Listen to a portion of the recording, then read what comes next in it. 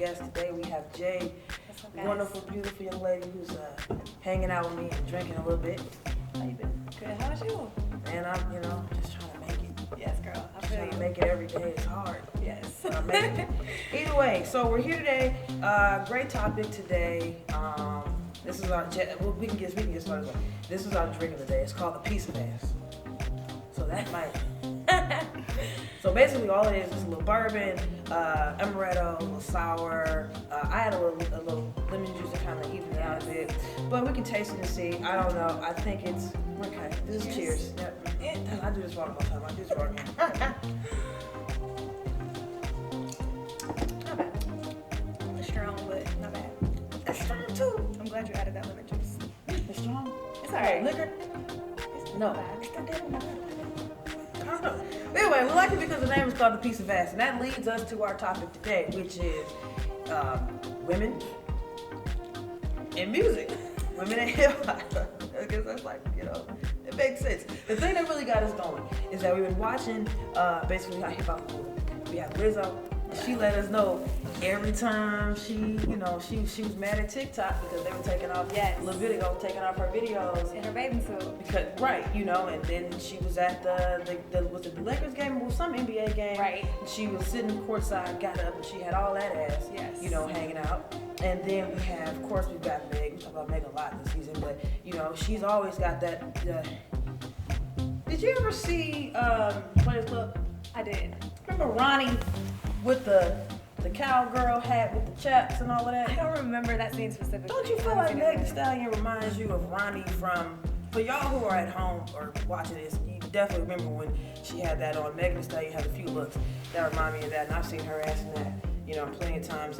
Nicki Minaj, I saw her one time recently on Instagram, on a bed. Yes.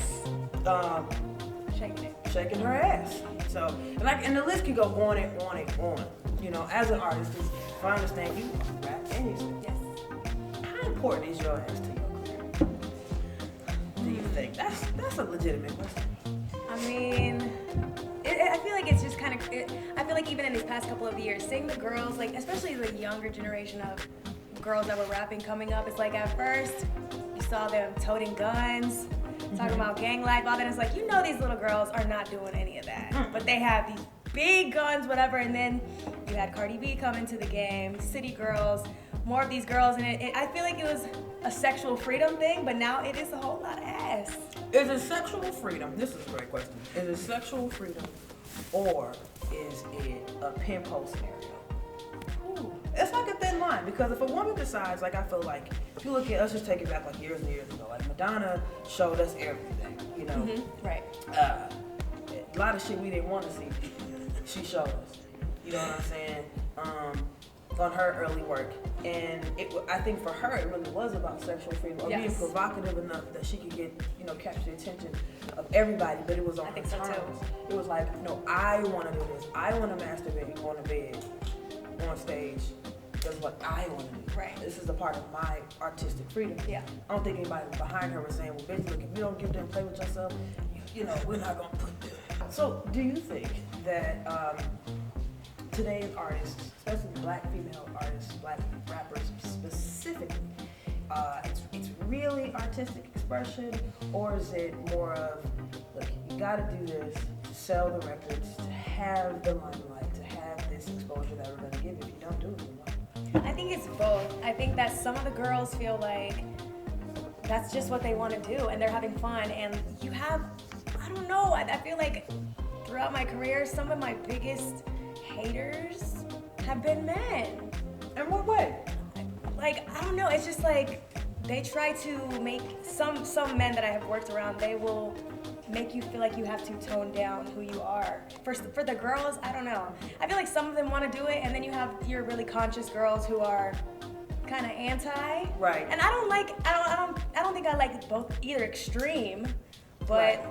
It just depends on the girl. But I definitely think there's pressure behind it, because even some of the music that I've made, people have that I love, that I really feel like, I push a message about girls. You can do anything you want to. You don't have to. Right. You don't have to do anything you don't want to. That's like my number one thing to the young girls, because when you're 16, 17, 18, pursuing this, people will come after you. Yeah. People will come after you. They will target you, and it's so sad and it's so sickening because those older men know exactly what they're doing. So if you're a young girl, you don't have a big support system, your family with you, you're traveling the world by yourself, you know, there's no telling what people would say to you and what you'll do for survival. So that's where I, feel bad. And that's so we had, I've been talking about that very thing a lot lately, just in private conversations and just about artists and just like what the world actually looks like. And you make a very strong point. I'm with you in that if it's a person's artistic freedom, like in the way of Lizzo. Lizzo is grown. Yes. She's in her 30s, like, and she big than a motherfucker. So with that being said, nah, for real. With that, like, that's not no shit that, old men with money are just sitting around saying, that's what I wanna. That's not what that is. It's not like she just said, look, I'm sexy the way that I am, my body's sexy, why can't I be? And then like millions of people have co-signed that. Do you think that if an image is pushed enough that maybe people will get trapped into that? Well, you can change it. Like in the way that we're like, okay, well, all female rappers have to have, big butt, small waist, straight hair, da da da da.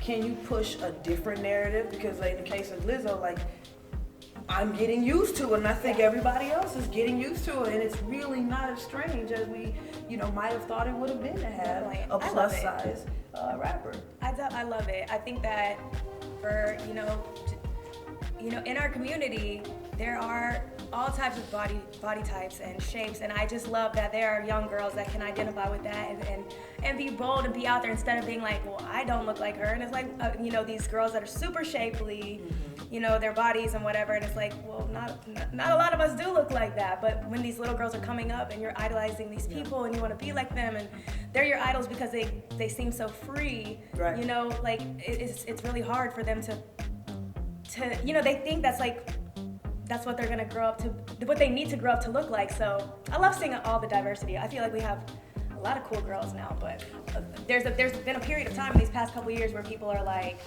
these girls are just the package, but they don't even have the real talent. And no, you have with it. Yeah, they definitely. I they think so too.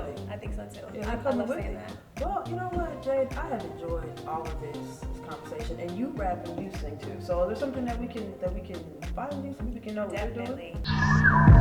I've been on the champagne campaign, drinking rosé like all day, getting so high 'cause I'm so low. We ain't said I love you in so long. Make sure you guys check me out on YouTube, of course. The name is Jade TV, and you can find me on all streaming platforms. Just type in Jade, and you'll see it. Come on out. That's really just you. That's yours. What's up? Well, Jade, I appreciate you coming through and having a cocktail with us. You guys, no problem. You guys need to stay tuned. We have Skipper Noon, who's an amazing artist. He'll be up shortly. In the meantime, make sure you follow Soundbar Live TV on Instagram, Facebook, and of course YouTube. Please subscribe to our channel. Y'all just wait around for Skipper. He's coming up in no time. All right, let's get a little toast going. Cheers. I got it right this time. Woo, thank you. Mm-hmm. It's settling in.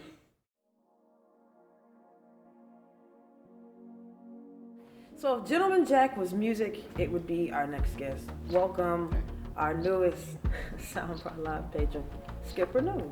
Word. Can you see it all? Can you see what I'm talking about here? It's a pleasure to be here. I'm happy to have it. So this is a quick little story about how Skip and I met. Me and Ebony, who is my partner and everything else in life. We just were out one night, went to this bar called The Establishment on Peachtree and 14. Yeah. We went there. I don't think we had any intentions to do anything other than have a drink. He was like, hey, I do music. I said, okay. And you look at the cat, 'cause this is how the nigga always look. He looked like this, he looked like he about to jump in the middle of the stage and just start doing some Andre 3000 shit, some Jadena shit. He just looked like he just that kind of cat, he's creative. And then he had this song called On the Humbug. On some humbug, it's me and my kinfolk, and we just lit up on the strength fall. He was like, hey, just listen to that. After he got me super drunk, he was like, hey, just listen to this song. That worked. And so then I got in the car, I listened to it like 6 times in the car on the way home. We was like, okay, so when we shoot the new season, we gotta bring this guy. That's exactly what happened. You probably didn't know that part of the story, did you, Skip? Nah. Well, not that part. No, he didn't know that part. But so like, let's talk about your name, Skipper Noon. Why is it that? So my full government name is Skipper is my middle name, like birth name. My full government name is Kevin DeLandrick Skipper Young. And so, depending on what era of life you met me, you're gonna either call me Kevin or Skip. Never DeLandrick. Nah, never DeLandrick. Why? What's wrong with that? Well, nothing. It's just It's just not the catchy one. DeLandrick is such an odd name. It's a beautiful name. It is. It's like a mix. DeLandrick is a mix of my mother and my father's name. They both have Dale in their name, and then my mother's middle name is Ann.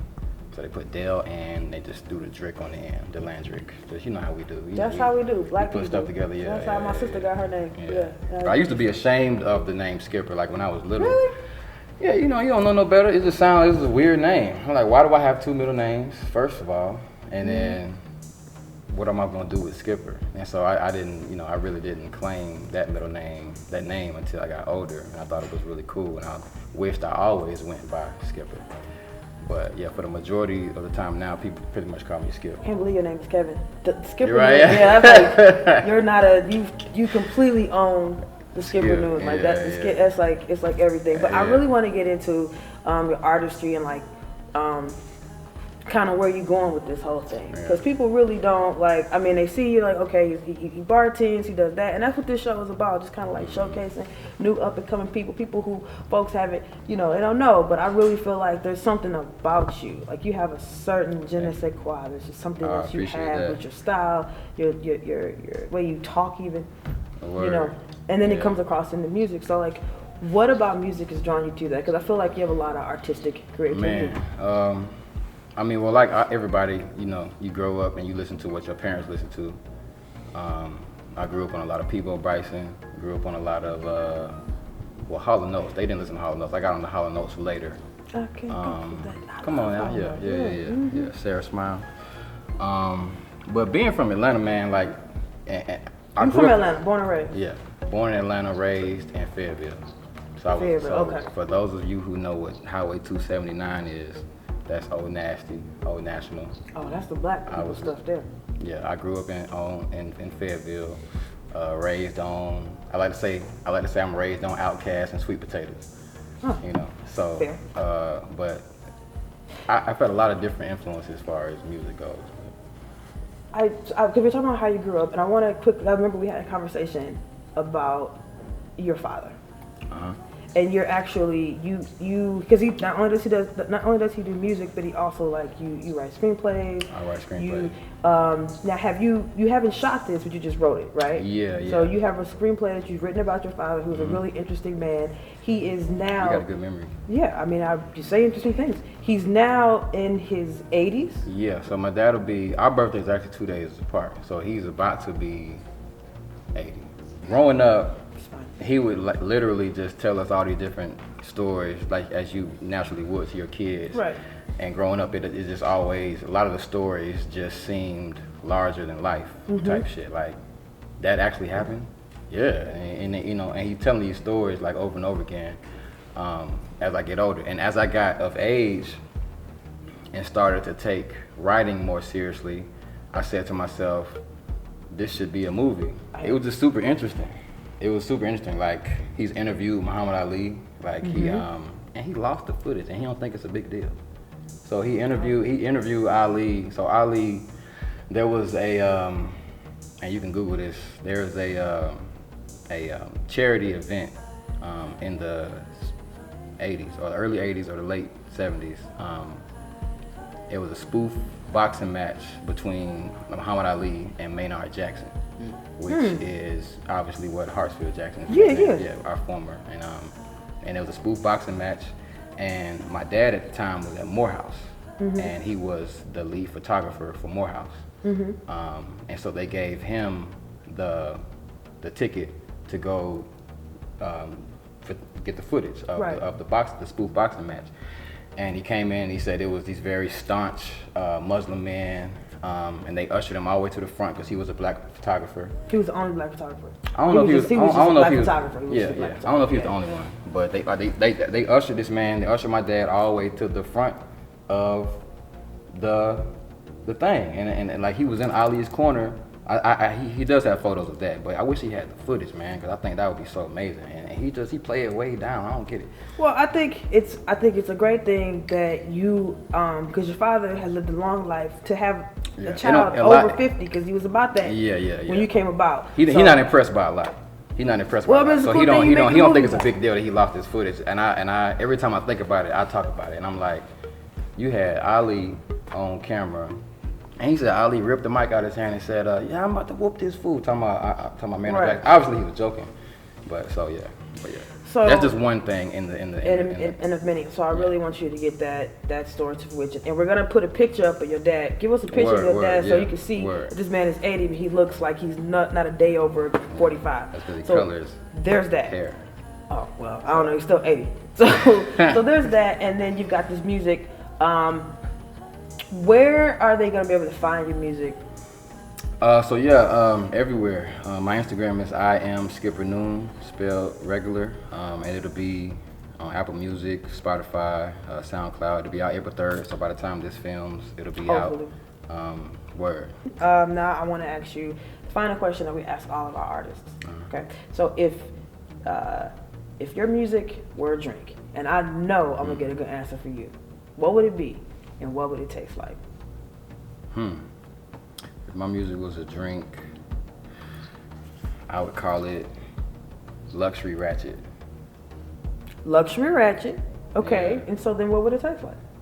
So depending on who you are, because it's gonna taste different to everybody, just like all drinks do. It's gonna be whatever you need it to be. It's gonna be familiar, and it's gonna be new at the same time. It's gonna be familiar, and it's gonna be unknown and fresh at the same time. But you're gonna fuck with it, and you're gonna finish the whole thing, and then you're gonna want another.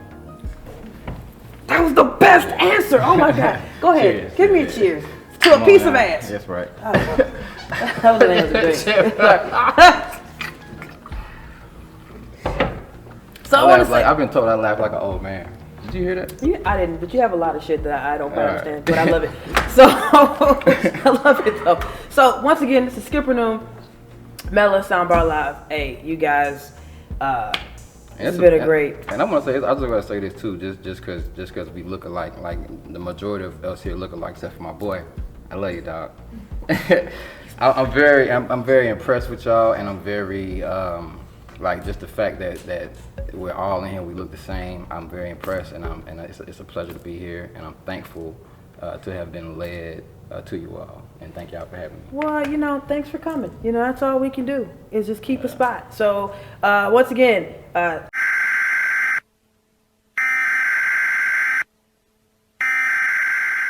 I can't be a pessimist because I'm alive. To be a pessimist means that you have agreed that human life is an academic matter. So I'm forced to be an optimist. I'm forced to believe that we can survive whatever we must survive. There's just a difference in the way they castrate you. But the fact of the castration is the American fact. If I'm not the nigger here, and you invented him, you, the white people, invented him, then you got to find out why.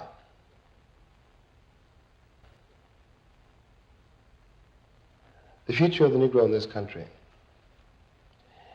is precisely as bright or as dark as the future of the country.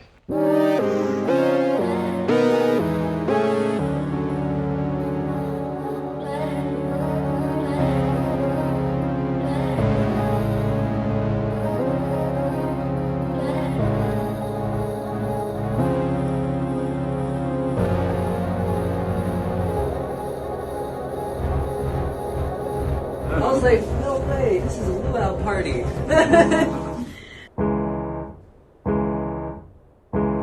Saw something today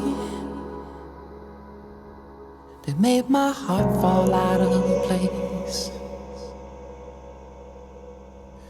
filled me with anger. Could you help me? I'm lost, unsure. How much more can we take, Lord? We've come a long way, it's true. But our women and our men, see our people are still treated cruel. Am I naive? Is it just me?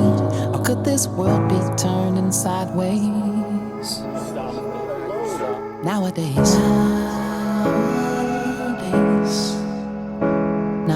things haven't really changed. I'm afraid it's more of the same old nowadays. Yeah, tell me, how far have we come? I tell you, it just ain't far enough. Oh, nowadays we protest peacefully, but war is the only tongue they speak. Oh, nowadays, same old nowadays, these same old nowadays, these same old nowadays. Help, I can't breathe. Help, I can't breathe. Help, I can't breathe. Help, I can't breathe.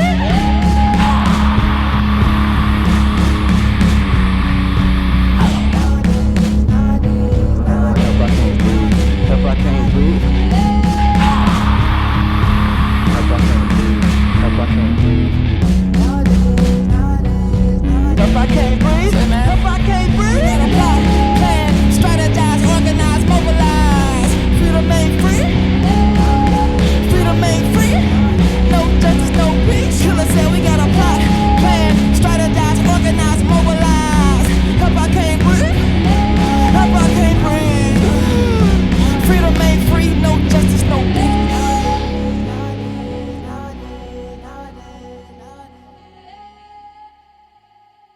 Now is the time to plot, plan, strategize, organize, and mobilize. My brothers and sisters in America, listen, we love you. We with you.